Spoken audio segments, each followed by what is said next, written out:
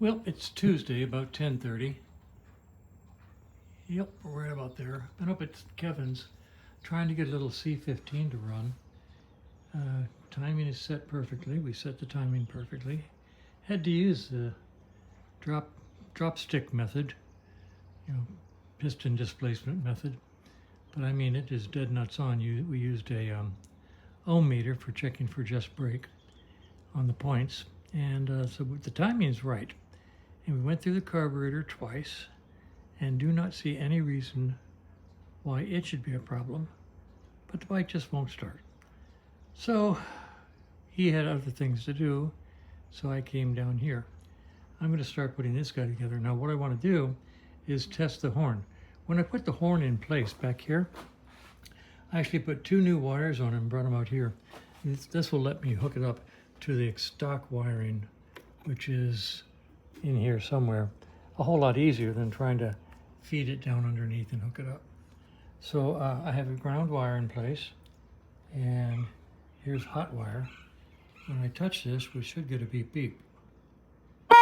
Oh, boy, that's a loud horn. Okay, so horn test good. Now that I've proven that the horn works, that was about the only thing stopping me from putting the rear wheel on. So I'm going to go ahead and put the rear wheel on and the rear brake and bleed the rear brake, and maybe even the exhaust system right now. Then we'll start working up here, put the head steady on, the new starter in, and see if we can get her to run. So that's where we are.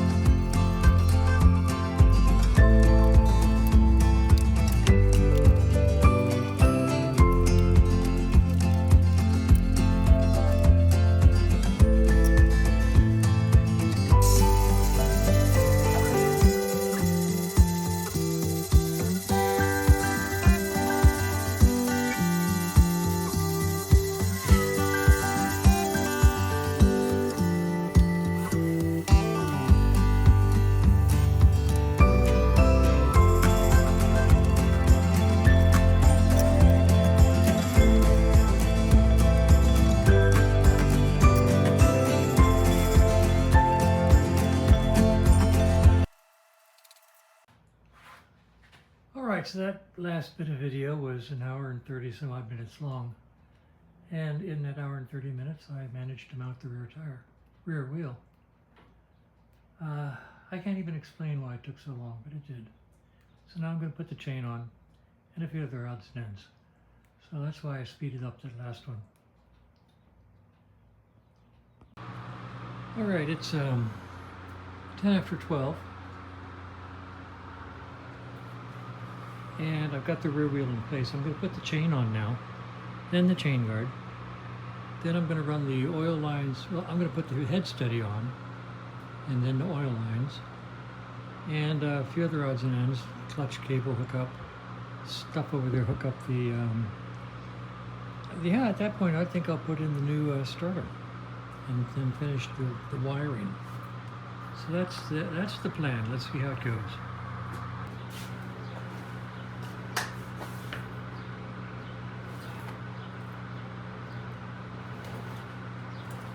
Alright, so here's the chain. It's brand new. It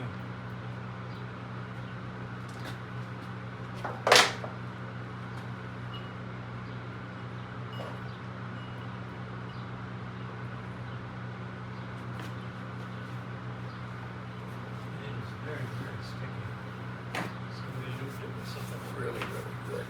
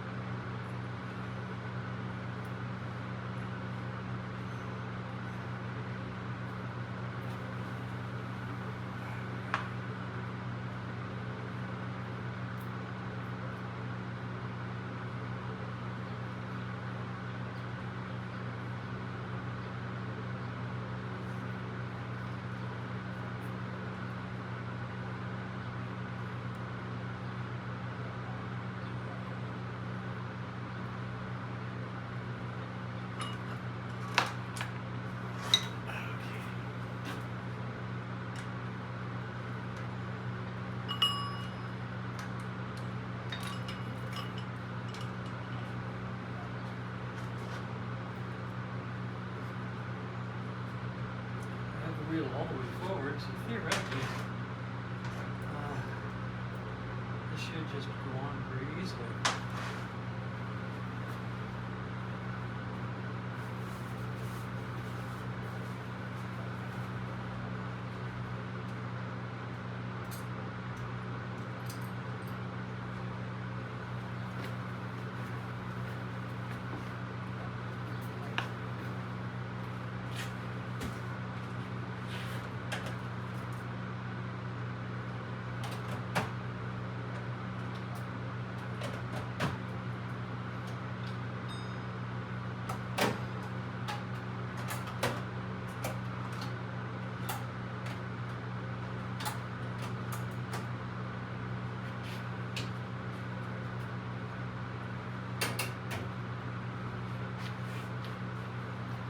actually have this little master link tool.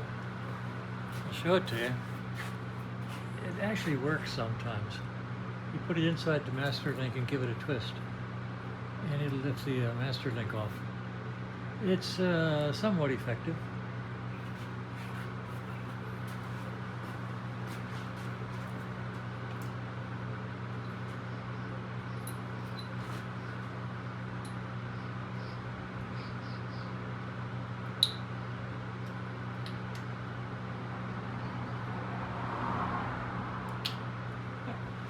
But not real.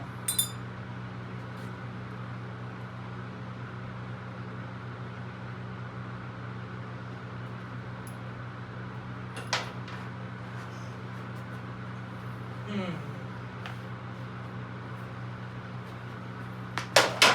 should have taken this off.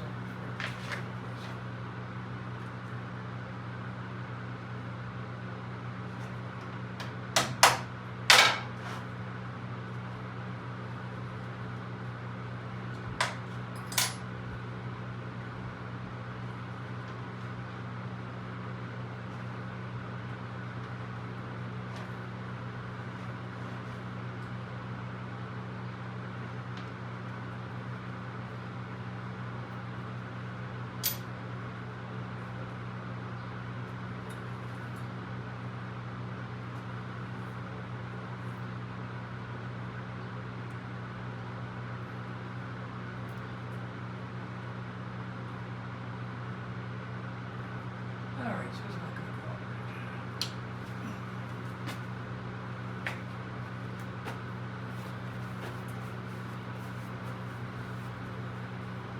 First thing I'm going to try to do is pull these links together with my long pliers that I can modify. And then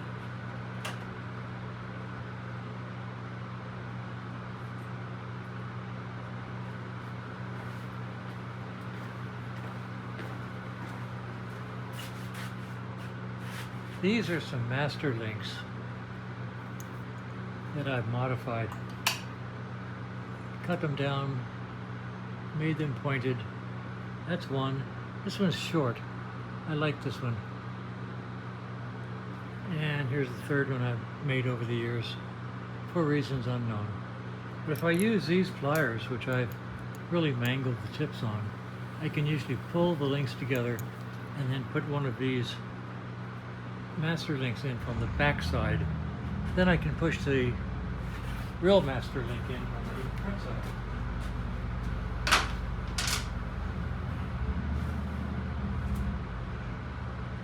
And test it for rings. Let's try it and see how it goes. All right, we got a little bit done today. Let's see. Of course, the rear wheels is installed. Brake is installed. Brake is bled. Brake is operational. The chain and chain guard are installed. The wheel is aligned, and I made a new bolt. I made a whole new bolt for this shock absorber because the original bolt was too short, and they'd shimmed up the inside and had the nut actually inside the bottom of the shock absorber, so you could just take the shock absorber and pull it to the side and it would pop right off. So I made a new bolt, had to make it had to find one, cut it to length, and grind the head down so that it would fit inside the chain guard mount, and then put a safety washer on the outside larger than the diameter of the shock absorber so it won't jump off anymore. This side, the bolt was good, and it's actually a very, very, very special bolt for holding the caliper mount on, but it didn't have a safety washer on it either, so it could have jumped off. So now we have the outside safety washer in place, and the shock absorber should stay on the motorcycle. These, I'd say, are replacements, and the base, I'd say, is larger than the stock ones, and that's why this bolt had to be replaced. Okay, that was fun. What else did I do today? Did I accomplish anything? No, I accomplished putting the rear wheel on and off like 3 different times.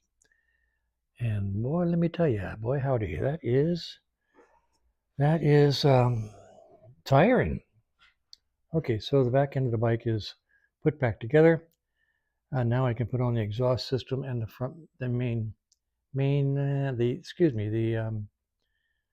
head isolastic assembly up there. And then we're just waiting on the new oil line and the assimilator and the rectifier regulator. Those are on order. And I'll put the coils on tomorrow also. So the bike is coming along. So that's it.